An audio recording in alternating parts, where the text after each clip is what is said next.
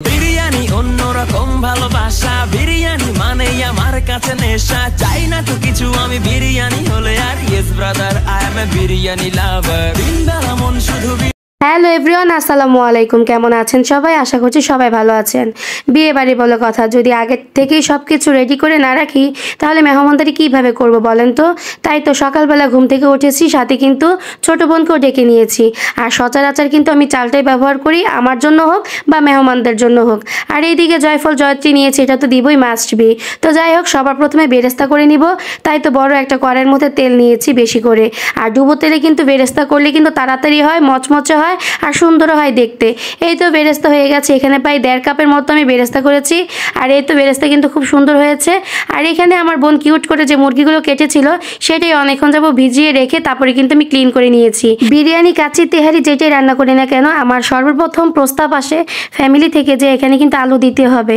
তো যেই কথা সেই কাজ, তাদের কথা মতোই কিন্তু আলুগুলো কেটে নিয়ে লবণ মাখিয়ে বেরেস্তা তেলের মধ্যে কিন্তু এই জিনিসটা আমি ভেজে নিব, কারণ গ্রানটা কিন্তু ভালোই ঢুকবে আলুর মধ্যে। আলুটা কিন্তু ভাজার মধ্যেই বেশি অংশ হয়ে গেছে, আর যখন আমি তেহারিটা দমে বসাবো বাকিটা কিন্তু সেই দমে হয়ে যাবে। তো রেগুলারলি আমরা যা করি তাই এখানেও আমি করেছি।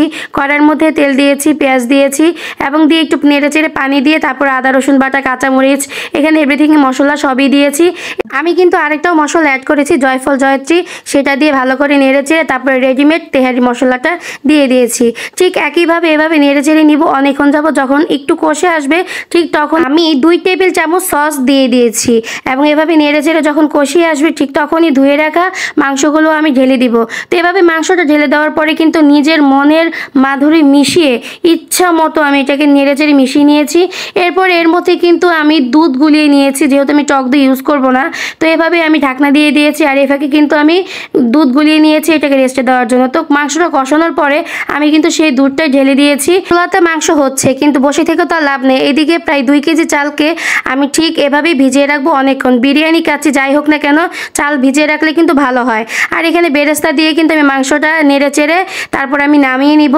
আর বেরেস্তা ছাড়া প্রত্যেকটা খাবারে কিন্তু অচল। আর এই হচ্ছে মাংসের ফাইনাল লুক, দেখতে কিন্তু চমৎকার লাগছে। বড় একটা কড়াই বসিয়েছি চুলাতে, আর এখানে কিন্তু আমি সব ময় মশলার তেল কিন্তু কম দিব, যেহেতু আমি এটা তেহারি রান্না করব। তার জন্য কিন্তু আমি বেশি অংশ মশলা, তেল ইত্যাদিতে যা লাগে সব কিছুই কিন্তু মাংসতে বেশি দিয়েছি। আর পাশের চুলাতে গরম পানি দিয়েছি। পেঁয়াজটা একটু কাঁচা থাকতেই কিন্তু দিয়ে দিতে হবে পোলাওর চাল।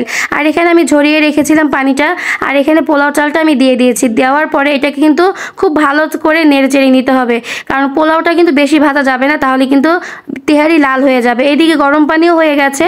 তো এভাবে আমার কিন্তু চালটা হয়ে গেছে, তাই আমি গরম পানিটাও ঢেলে দিব।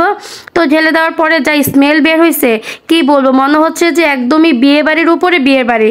তো যাই হোক, এখানে সব কিছু মিলে আলহামদুলিল্লাহ ভালোই লেগেছে। এখানে কিন্তু আমি অল্প পরিমাণে লবণ দিয়েছি, লাগলে কিন্তু পরে আমি আবারও দিব। তো এভাবে কিন্তু নেড়ে চেড়ে ঢেকে দিয়েছি প্রায় অনেকক্ষণ যাবত। এর মধ্যে কিন্তু আমি বারে নেড়েছি, কিন্তু সেটার ভিডিও করা হয়নি। তবে সবচেয়ে বড় কথা কি জানেন তো, ঢাকনা উল্টাতেই দেখি আমার 80%-এরও বেশি আমার পোলাও চালটা হয়ে গেছে। এটা কিন্তু বেশ ভালো ছিল, যেহেতু আমার হাতে খুবই সময় কম, কারণ আমাদের সাজুগুজু করতে হবে, অনেক কিছু করতে হবে। এর জন্য আমার রান্নাটাও তাড়াতাড়ি হয়ে যাবে, যেহেতু পোলাও চালটা তাড়াতাড়ি হয়ে গেছে। তো এভাবে আমি সব কিছু ইনগ্রিডিয়েন্টস যা আছে সব কিছু দিয়ে আমি কিন্তু নেড়ে চেড়ে একদমই দমে রেখে দিব প্রায় 35 থেকে 40 মিনিট। তো এভাবে নাড়তে চাড়তে কিন্তু আমার ভীষণ ভালো লাগলেও কিন্তু আমার হাতটা ব্যথা হয়ে গিয়েছিল, কারণ একাই তো আমি নেড়েছি। তো যাই হোক, এখানে কিন্তু আমি ঢাকনা দিয়ে ঢেকে দিয়েছি। এরপর ঢাকনা খোলার পর মাশাআল্লাহ আলহামদুলিল্লাহ এত সুন্দর ঝরঝরা হয়েছে, মানে খেয়ে কিন্তু সবাই অনেক প্রশংসা করেছে। কিন্তু এটা কিন্তু আমার কথা না, এটা আমার পরিবারের কথা, যে আমি নাকি ভালো ভালো বড় বড় রেস্টুরেন্ট এবং হোটেলকেও হার মানিয়েছি। যাই হোক, এসব প্রশংসা শুনলে কিন্তু রান্নার আগ্রহটা আরও বেড়ে যায়, খাওয়ানোর আগ্রহ তো বাড়ে। অনেকক্ষণ দমে রাখার পর ঢাকনাটা উল্টানোর পর দেখি যে একদম তেহারির অরিজিনাল কালারটা চলে আসছে। যাই হোক, দেখতে কিন্তু মাশাআল্লাহ সুন্দর লাগছে। কিন্তু আরেকটু সুন্দর লাগার জন্য আমি উপর থেকে বেরেস্তা ছিটিয়ে দিয়েছি, যাতে আরও বেশি সুন্দর লাগে এবং খেতেও ভালো লাগে।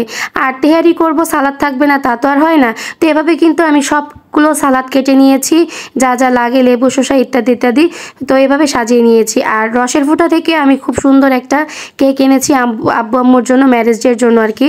আর এখানে লেখার কেউ নাই, যে দোকান থেকে আমরা এই কেকটা আনি সেখানে কিন্তু একটা বয়স্ক লোক এই কেকটি বিক্রি করে আর কি, তো তিনি লিখতে পারে না, তাই ভাবলাম যে আমরাই নিয়ে আসি, আমরাই লিখবো। তো এভাবে কিন্তু স্প্রে তারপর অনেক কিছু আনা হয়েছে। আর এখানে রসের ফোঁটা থেকে কিন্তু আমরা এখানে লাড্ডু এনেছি, এটা হচ্ছে দিল্লি কা লাড্ডু। আর জামাই আসবে, যদি দিল্লিকা লাড্ডু না খাওয়ায় ঘরে ঢুকাই তাহলে কি হয় নাকি। আর এখানে কিন্তু আমার ছোটো বোন খুব সুন্দর করে হ্যাপি অ্যানিভার্সারি লিখছে এবং আমার আব্বু আম্মু নামের অক্ষর দিয়েও লিখেছে। আর বেশ ভালোই লেগেছিল সেই দিনটি, একদম মনে রাখার মতো। আর সব কিছু মিলিয়ে তো আলহামদুলিল্লাহ যতবার বলি ততবারই কম হবে। আর এখানে আমি সবাইকে কিন্তু খাবারটা বেড়ে দিচ্ছি, মানে সবাই খাওয়ার জন্য বসেও আছে, কারণ রাত অনেকও হয়েছিল। আর যাই হোক সব কিছু মিলে আবারও বলছি আলহামদুলিল্লাহ। আরেকটা কথা সবার উদ্দেশ্যে বলতে চাই, যারা কিনা চিন্তা ভাবনা করে রাখছো যে তুমি তোমার ফ্যামিলি বা তোমার প্রিয় স্বামীকে একটু কিছু রান্না করে খাওয়াবা বা বিরিয়ানি বা তেহারি, অবশ্যই কিন্তু আমার রেসিপিটা ফলো করতে পারো। আর সেটা সুন্দর করে রান্না করে স্বামী বা নিজের ফ্যামিলি যেই হোক না কেন তাদেরকে নিয়ে সুন্দরভাবে খেতেও পারো। তো যাই হোক আজ এই পর্যন্ত, সবাই সুস্থ থেকো, ভালো থেকো, আল্লাহ হাফেজ।